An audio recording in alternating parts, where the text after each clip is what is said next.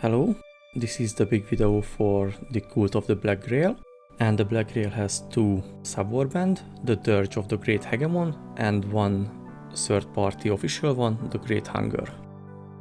As units, the Lord of Tumors is your warband leader or the Plague Knight, but the Plague Knight otherwise an elite unit, and you can have also Corpse Guard as elite unit. Thrall, Hounds of the Black Grail, Heralds of Beelzebub, and Amalgam as the regular unit, and the usual mercenaries. Now, the warband has two special rules, and the first one is the infection markers, and this is a special kind of blood marker you can spread or use during the game. And the second one is morale, which is affecting your opponent as they are always getting -1 dice for their morale check. So the infection markers are working exactly as blood markers, mostly specific weapons causing them, but sometimes units too. And the trick with them is that you can combine them with blood marker whenever you want, and also your opponent cannot remove them. So medkit and other equipment usually doesn't work on it unless it's written. And also, whenever your opponent is activating a unit with infection marker, it's simply generating an additional one on the unit immediately. And the Plague Knight ranks is a little bit of bonus that you can give your Plague Knights. And for 10, 5 or 5 ducat, you can give them either the Plague Almoner, the Knight Companion of the Fly, or the Knight of the Rotten Cross bonus. And one Plague Knight can get only one of these, so you cannot stack them on it. And the Plague Almoner is simply giving you a bonus on the Bloodbath, as you can make it with 5 instead of 6. The Knight Companion of the Fly is giving either ranged or melee characteristic bonus as +1, and the Knight of the Rotten Cross is letting you to buy one New Antioch or Heretic Legion weapon. Of course the limitations apply, but it's also a nice bonus to increase the efficiency of your Plague Knights. And the units. So your warband leader is the Lord of Tumors, and with +1 range dice and +4 melee one, it's a very brutal melee unit immediately. And it has the Beelzebub's touch as the melee bonus, let's say, as whenever you make a blood marker or infection marker, you generate an additional infection marker. So technically you're making double markers on any unit you attack. With the crushing blows, you can make a 2 melee attack without any weapon, so it's like a barehanded attack. And the Undead Fortitude is on most of your unit, but on all of them it's working the same, as it's giving -1 injury dice for the opponent injury roll, unless their attack has a 5 keyword on it. So technically it's a very good protection on your units that has this ability. The Plague Knights are +0, +2, so they are more melee oriented than ranged, and they need to have 1 armor at least on them, and they have the mentioned Undead Fortitude, and also they can get the Plague Knight ranks upgrade. And as a twist, if your warband leader is the Lord of Tumors, you can have 2 Plague Knights. If you decide to make one of your Plague Knights the warband leader, you can have maximum 3 Plague Knights, so you have a bonus on them in that case. The Corpse Guard is your protecting elite unit, and they have the Bodyguard ability, which is saying if they are within 1 inch of another Black Grail unit, they can decide to take the attack instead of the original target. So technically they can jump front of the attack, and this can be a very powerful ability, especially if they can survive multiple attacks like that. They have the Parasite Host ability, and whenever they are making blood marker or infection marker, they can remove 1 blood marker or infection marker from themselves. So they are kind of healing ability, let's say. And the usual Undead Fortitude. The Grail Thralls are your general infantry, let's say, and they can have 2 versions, the Grail Thrall and the Fly Thrall. And as the name suggests, the Fly Thrall is the flying version. They have the Undead Fortitude, but only for the regular Grail Thralls, and as a bonus they have the Overwhelming Horde ability, which is giving them +1 dice on their melee success roll for every friendly unit within 3 inch. And as the ability name suggests, Overwhelming Horde, if you are moving in a horde, this can be very powerful because this can be a lot of melee attack and possibility for damage, but in return they are very squishy. The Hounds of the Black Grail is one of your fast infantry with 8-inch movement, but they cannot have any battle kit.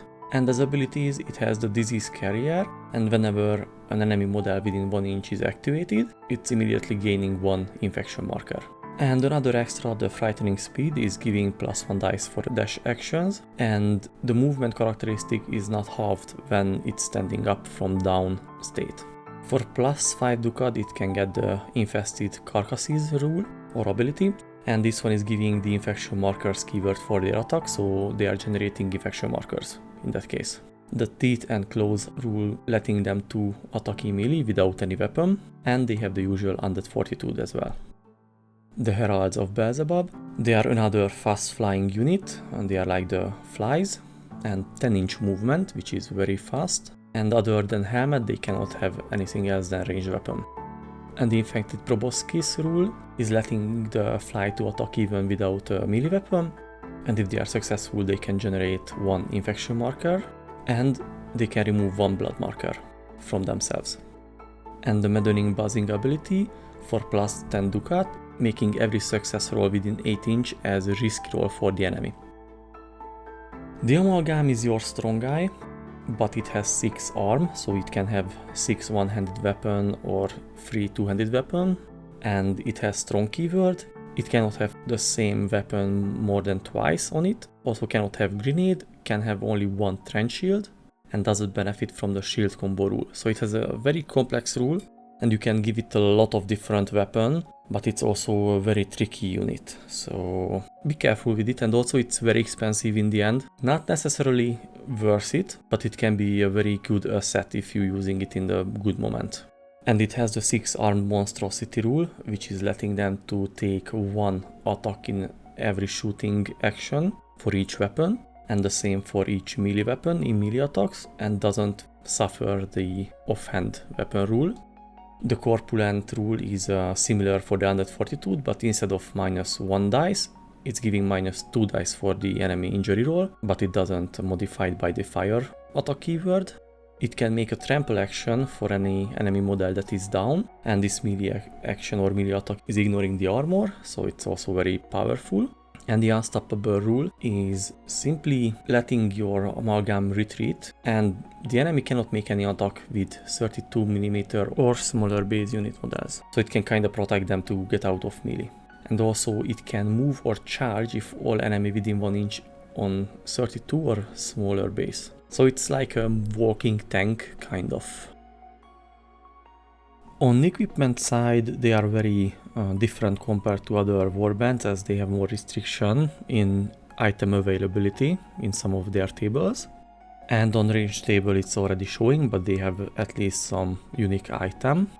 And the first one is the Corruption Belcher, which is a gas flamethrower. So it's not fire but gas, so it's kind of okay. They have the Infested Rifle, which is armor piercing. They have the Putrid Shotgun, which is of course a shotgun giving the bonus dice, but it's working with infection markers. And the Viscera Cannon is generating additional infection markers, as if you hit the target and after the injury roll you can place up to 3 blood markers on your model, and you can place the same amount of infection marker on the target. On grenade side they have 1 unique grenade, the Parasite Grenade, and after resolving the injury roll you can move the target model 3 inch in a straight line. So it's a very good way to disrupt the opponent unit. For melee weapons they have 2 unique ones.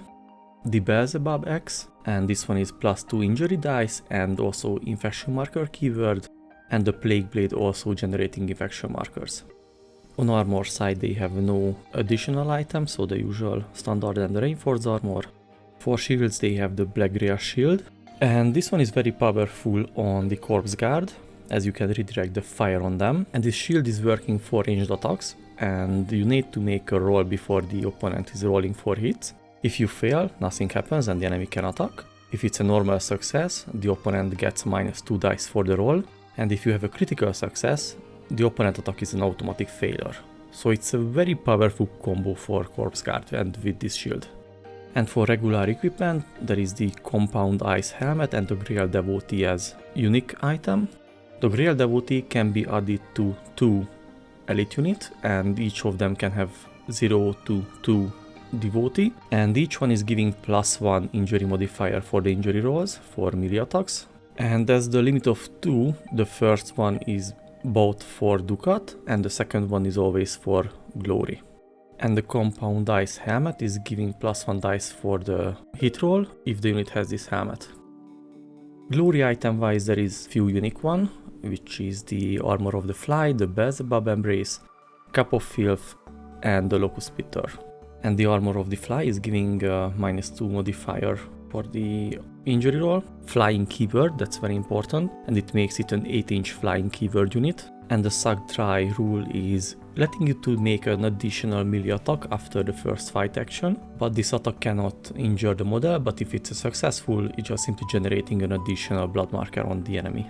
The Cup of Filth is you nominate one elite model or up to 4 normal trolls at the beginning of the game. They have +1 dice for the risky rolls whenever they are taking dash actions.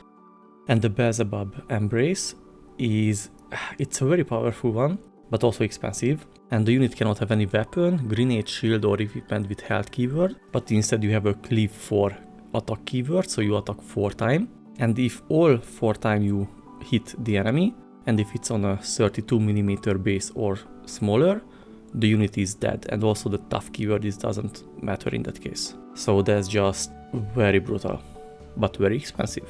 And the Locust Spitter is kind of like swarm weapon, as it can jump from target to target if it's still within range of the weapon, as it has a certain bonus for hitting another target within a specified remaining range.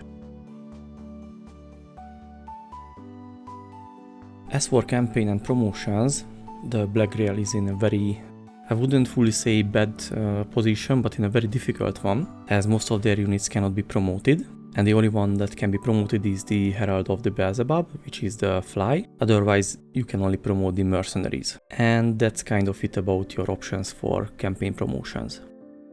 And as for the Warband, it's mostly melee-oriented horde army or hordish army, and whatever ranged options they have, it's very limited. I mean, limited as they are working mostly in close range rather than long range, but most of their weapons generating infection markers, so it's very difficult and annoying to deal with Black Grail as an enemy, and you somehow need to focus on this infection marker generation so you can hopefully remove the enemy units with Bloodbath as soon as possible from the table. And also, it's a little bit difficult to equip most of your unit, but in a little bit of exchange they have the Unholy Fortitude bonus, so they are a little bit harder to kill at least. So there is this plus minus about them, but they have this very interesting hordish army feeling, which is definitely working for them.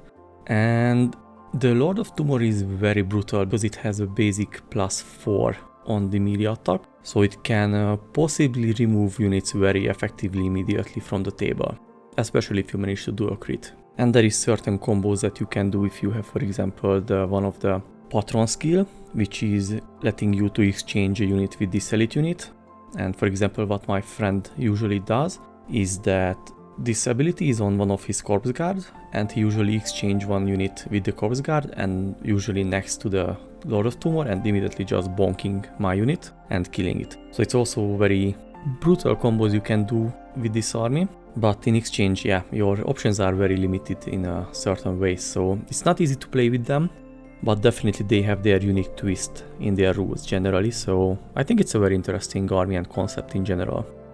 If you have your own unit lists or favorite unit combos or item combos for a specific unit, let me know. Thank you for listening and watching, and see you in the next one. Bye bye.